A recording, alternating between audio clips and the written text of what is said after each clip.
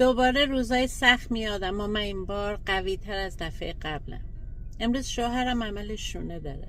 2 سال پیش ما همین تجربه رو داشتیم. من 2 جا کار میکردم، صبح تا شب کار میکردم، با خستگی میومدم خونه، نگرانش بودم، ازش تیکر میکردم. چند روز پیش ازم پرسید سعیده من دوباره 3 ماه تو خونم. گفتم کیوان جان تا منو داری قصه نخور.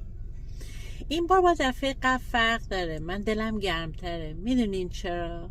چون به برکت این دیجیتال مارکتینگ با همین گوشی که تو دستمه از خونه کار میکنم، کنارشم، ازش تیکر میکنم، لازم نیست از خونه برم بیرون.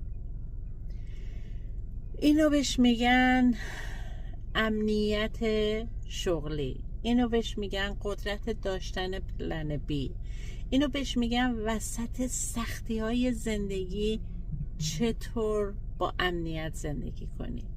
تو هم اگر میخوای تو روزای سخت زندگی کنار خانوادت باشی، بتونی درآمد داشته باشی، زندگیت بچرخه، به من پیغام بده.